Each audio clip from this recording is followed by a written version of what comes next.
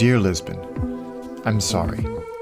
I'm sorry it's taken me this long to come see you. Your friends and advocates have cheered on your behalf for as long as I've been a traveler.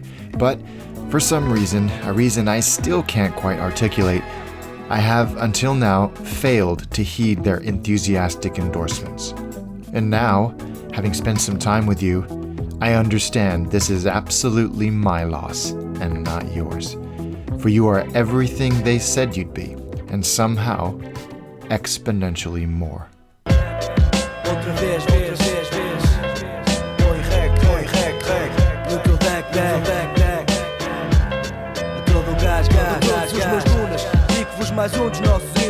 Lisbon is served by Lisbon Humberto Delgado Airport, also known as Lisbon Portela Airport, named after the neighborhood that it's located in. For an international airport in a capital city, this is a small but refreshingly calm introduction to Portugal. Located just 8 kilometers from the city center, there are plenty of options to get from the airport into Lisbon proper. The Aerobus Line 1 service goes from the airport to the city center every 20 minutes. The Aerobus stop is located outside the arrivals terminal, and there's a stand where you can buy your tickets. A single journey to the city center takes about 30 minutes and costs just under €4. When a city's metro system extends to its airport, it's almost always your best bet for a number of reasons. 1, no traffic to deal with, and Lisbon traffic can be incredibly frustrating at times. 2, it's almost always cheaper than the alternative. And 3, as is the case here in Lisbon, your Metro Pass will often extend and allow you to take multiple journeys throughout your stay here. More on that later. So yes, the Lisbon Metro does all those things, and it costs just €1.90 to get from the airport to pretty much anywhere in the city center. The journey to Saldanha takes about 16 minutes, and you can be in the city center itself in under 25 minutes. Definitely the best way to go.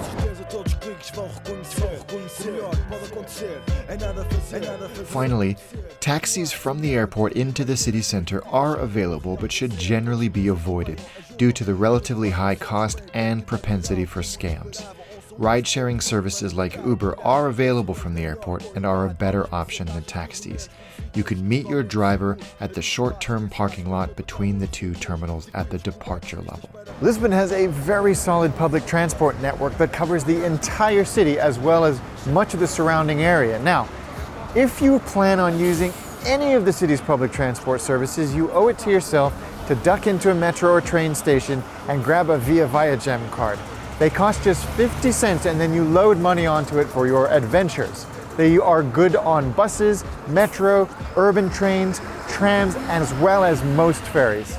The great thing about the Viva Viagem is that you can use it for single journeys or multi-day passes. Just select the mode option you want when you top your card up using one of the machines located in the metro stations. There's a third mode called zapping, which basically turns the card into a stored value card like you'd find in London or Hong Kong. Simply add funds to the card, tap in at the beginning of your journey, tap out at the end, and money is decremented. You even get a small per journey discount for using that mode. So the Viva Viagem is really quite a versatile little tool. Taxis are available in the city, but using them can sometimes be an exercise in frustration.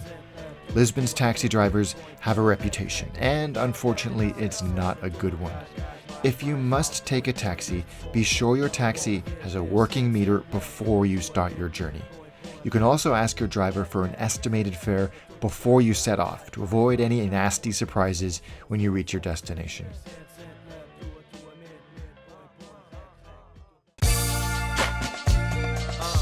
Portugal, and especially Portuguese food, owes so much to the age of exploration. Their pursuit of global conquest and trade route domination, combined with the local wealth of ingredients available in Portugal itself, created one of the most diverse and delicious food ecosystems on the planet. Rapacious exploration during the 15th and 16th century created a far-reaching legacy of bidirectional influence that stretched from Brazil to Angola to Macau and seemingly everywhere in between. Entire food cultures owe a major debt of gratitude to Portugal's tireless imperialism and their spread of certain ingredients, including the chili pepper, which the Portuguese introduced to Asia from South America. And what would Southeast Asian cuisine be without the chili pepper? Beloved and universally recognized cooking techniques are also a legacy of Portuguese colonialism. What is now known around the world as tempura started as a technique introduced by the Portuguese residing in Nagasaki in the 16th century. One of the most well-traveled of all Portuguese foods is, of course, peri-peri chicken, yet another product of Portugal's prodigious exploration and colonization. Peri-peri unfortunately has been weaponized, commoditized, and diluted beyond all recognition as it's moved across the globe. Blame Nando's. But here in its spiritual home, you can, to my eternal relief, still find beautiful and pure examples of this beloved Portuguese staple. Now, the name refers to the sauce, which is made from the peri-peri pepper, which was cultivated by Portuguese explorers in Mozambique. And the peppers themselves are crushed and they're mixed with citrus and onion and salt and pepper and other various herbs and spices to make this wonderful concoction that you see before me. It is pokey, be warned, but that means it's the real deal. You can get it all over Portugal, of course, but find places like this where they still cook on charcoal. That is the real deal. This is what you're after. It's definitely not Nando's. So Sonia, the proprietor of this wonderful establishment and also my new wife, just brought us this plate of ribs, which they apparently are just as famous for as their chicken, and they are, again, oh my God, just beautiful. Free ribs are the best ribs. Oh my goodness. She keeps bringing us food. It's wonderful. We can't guarantee free food, but if you choose to eat at Frango Square Nacional, we can guarantee it will be delicious. I'm just gonna live here now. While the historical legacy of Portuguese colonial past is muddy at best, the influence it had on Portuguese culture is indelible. Mozambique was a Portuguese colony for over 4 centuries, and you can see that bidirectional influence everywhere, particularly in food, and there's no better place to experience that than Restaurant Cantinho do Aziz. East African flavors blend with Portuguese influence to create dishes like lamb ribs curry, which is like nothing I have ever tasted before. After you've been pulled from restaurant to restaurant, street food vendor to street food vendor, you'll likely find yourself being lured into a giginha bar. Giginha being the adored liqueur native to Lisbon, a sweet shot of alcohol infused with morello cherries, best sipped at leisure, watching the world go by. But what's really on your mind is the coveted Portuguese custard tart, a treat worth the airfare alone. In bakeries across the world, from Brazil to Macau and everywhere in between, Portuguese egg tarts, or pastel de nata, are a universal head-turner. History suggests that they were created by monks in the 18th century at a nearby monastery, where they would take leftover egg yolks from other dishes they were making and create these beautiful things, which, for very obvious reasons, became a huge hit and have traveled the world to date. One is supposed to take a little bit of cinnamon, or a lot of cinnamon, depending how you like it, and sprinkle it over. Sometimes they do this for you, but I think this is really the way you got to do it. Crunchy all the way on the outside, and then kind of gooey, which doesn't sound very appetizing, but it is. Custard in the middle. These are absolutely divine. I have 6 of them, which I will put in my pocket and eat throughout the day. I bloody love these things. I've never had them as good as they have in Portugal, I think for fairly obvious reasons, but when you go to former Portuguese colonies, Brazil, Macau, and everywhere in between, you'll find them almost as good as you can get here in Lisbon, but you really have to come here to get the real deal.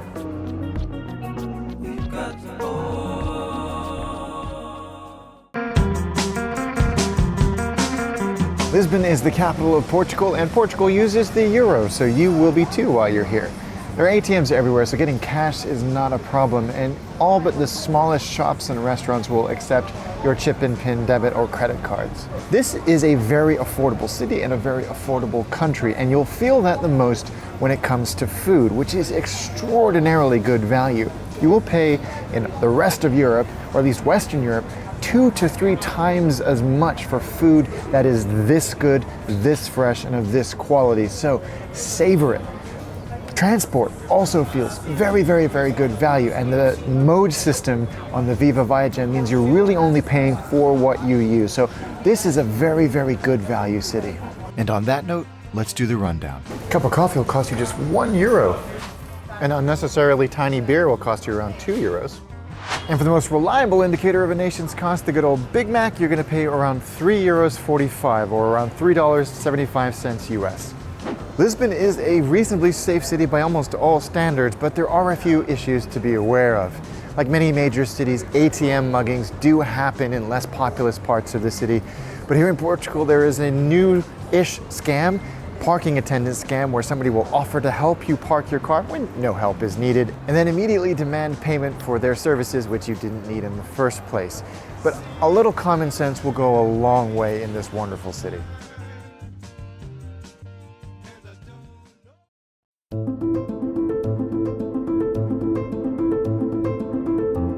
Lisbon is a city where I instantly feel at home. If you've traveled at all, even within your own country or state, you know what a rare feeling that is. For a city to be so effortlessly welcoming, accessible, and just plain enjoyable is so unusual as to almost be bizarre. Lisbon emanates a reassuring sense of calm, of peace, of everything is gonna be okay. Now sit down, grab a cold one, and have some piri-piri. I could definitely get used to that.